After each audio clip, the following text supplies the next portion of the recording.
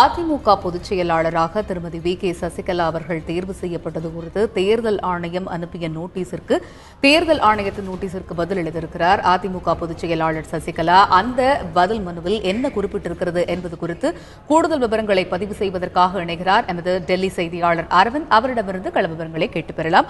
அரவிந்த், வணக்கம். தேர்தல் ஆணையத்துடைய இந்த நோட்டீஸுக்கு பதிலளித்திருக்கிறார் அதிமுக பொதுச் செயலாளர் சசிகலா. அந்த பதில் மனுவில் என்னென்ன விஷயங்கள் குறிப்பிட்டிருக்கிறது, என்ன பதில் உரைத்திருக்கிறார் தேர்தல் ஆணையத்துடைய அந்த நோட்டீஸிற்கு? கடந்த பிப்ரவரி 16ஆம் தேதி ஓ பன்னீர்செல்வம் தரப்பில் சேர்ந்த எம்பிக்கள், அதாவது மாநிலங்களவை மற்றும் மக்களவை உறுப்பினர்கள் மைத்ரேயன் தலைமையில் இந்திய தேர்தல் ஆணையத்திடம் ஒரு புகார் மனு ஒன்றை தாக்கல் செய்தனர். அந்த புகார் மனுவில் மொத்தம் 12 பாயிண்ட்கள், அதாவது 12 கோரிக்கைகளை முன்வைத்து அதிமுக பொதுச் செயலாளராக, அதாவது தற்காலிக பொதுச் செயலாளராக சசிகலா தேர்ந்தெடுப்பது செல்லாது. அது போல சசிகலா அந்த தற்காலிக பொதுச் செயலாளர் தேர்ந்தெடுத்ததை தொடர்ந்து அவர் எடுத்த அனைத்து நடவடிக்கைகளுமே, அவர் எடுத்த அனைத்து முடிவுகளுமே தவறானது. எனவே இதனை அனைத்தையும் ரத்து செய்ய வேண்டும் என கூறி ஒரு புகார் மனுவை ஒன்றை அளித்திருந்தனர். இந்நிலையில் இது தொடர்பாக கடந்த பிப்ரவரி 17ஆம் தேதி சசிகலாவுக்கு, அதாவது சசிகலா தற்போது இருக்கும் கர்நாடகத்திலேயே சசிகலாவுக்கு பதிலளிக்கும்படி நோட்டீஸ் ஒன்றை அனுப்பியிருந்தது இந்திய தேர்தல் ஆணையம். அந்த நோட்டீஸில் வரும் பிப்ரவரி 28ஆம் தேதிக்குள் இது தொடர்பான ஒரு பதிலை, ஒரு விளக்கமாக இந்திய தேர்தல் ஆணையத்திற்கு பதிலளிக்கும்படியும் சசிகலாவுக்கு இந்திய தலைமை தேர்தல் ஆணையம் உத்தரவிட்டிருந்தது. இந்நிலையில் இன்று சசிகலா தரப்பில் அவருடைய வழக்கறிஞர்கள், செந்தில் தலைமையிலான அதிமுக வழக்கறிஞர்கள் கூட இந்த பதில் மனுவை தற்போது இந்திய தலைமை தேர்தல் ஆணையத்திடம் தாக்கல் செய்துள்ளனர். அந்த பதில் மனுவில் பொதுக்குழுவிற்கு, ஒரு கட்சியில் பொதுக்குழுவிற்கு அதிகப்படியான ஒரு அதிகாரம் உள்ளது. அதன் அடிப்படையிலே பொதுக்குழு ஒன்றாக கூடிதான் இவரை பொதுச் செயலாளராக தேர்ந்தெடுத்திருக்கிறோம்.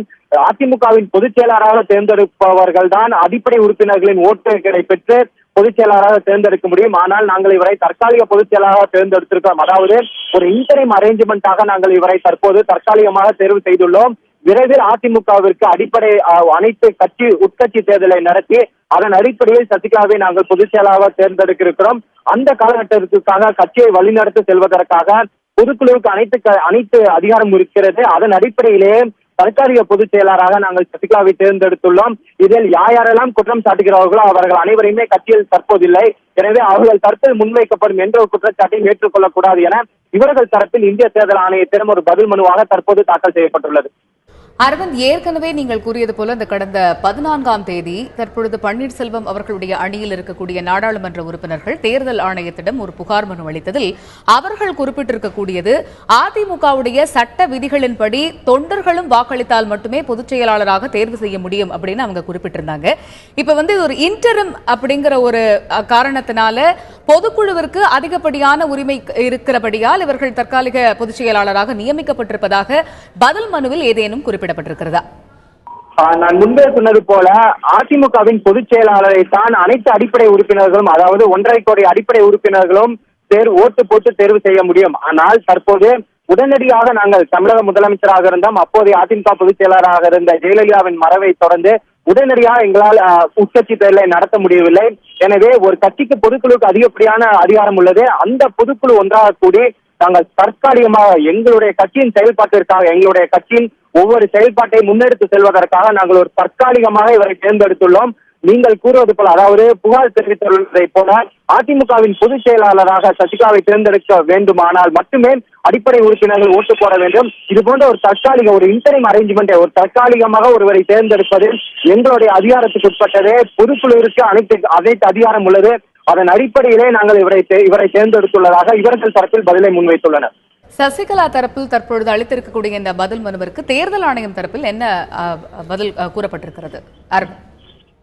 தேர்தல் ஆணைய வட்டாரத்தில் நம்ம இது தொடர்பாக கேட்டபோது அவர்கள் 28ஆம் தேதிக்குள், அதாவது இன்றைக்குள் சசிகலா தரப்பில் பதிலளிக்க வேண்டும். புகார் கடிதம், அதாவது 2 புகார்கள் கொடுக்கப்பட்டுள்ளது. ஒன்று மைத்ரேயன் தலைமையில் ஒரு 8 உறுப்பினர்களும், அதே போல அதற்கு முன்பாக மதுசூதன் ஆகிய 2 தரப்பான புகார்கள் கிடைக்கப்பட்டுள்ளது. 2 புகார்களையுமே அவர் சசிகலாவுக்கு அனுப்பியிருந்தனர். சசிகலாவின் பதிலை கேட்டு, இந்த புகார் தொடர்பாக அவருடைய பதிலை கேட்டு சசிகலாவுக்கு இந்திய தேர்தல் ஆணையம் அனுப்பியிருந்தது. இன்று சசிகலா தரப்பில் 2 புகார்களுக்குமே ஒரு விரிவான ஒரு பதில் தற்போது கொடுக்கப்பட்டுள்ளது. இந்நிலையில் அந்த பதிலை நன்கு ஆராய்ந்து இந்திய தேர்தல் ஆணையமே இந்த தொடர்பாக ஒரு உத்தரவை விரைவில் பிறப்பிக்கும் என இங்குள்ள தகவல்கள் தெரிவிக்கின்றன. அரவிந்த், முறையாக பொதுச் செயலாளருடைய அந்த தேர்தலானது எப்பொழுது நடைபெறும் என்று அந்த பதில் மனுவில் ஏதேனும் குறிப்பிடப்பட்டிருக்கிறதா? இந்த காலகட்டத்தை அந்த ஒரு காலக்கெடுவை இவர்கள் தரப்பில் தற்போது இந்திய தேர்தல் ஆணையத்திடம் தெரிவிக்கவில்லை. ஆனால் விரைவில் நாங்கள் முறையாக உட்கட்சி தேர்தலை நடத்தி ஒரு பொதுச் செயலாளரை தேர்ந்தெடுப்போம் என்றுதான் ஒரு உறுதி அளித்துள்ளனர். ஆனால் ஒரு கட்சிக்கும் இத்தனை ஆண்டு காலங்களில் தேர்தல் நடத்த வேண்டும் என்ற விதியுள்ளது.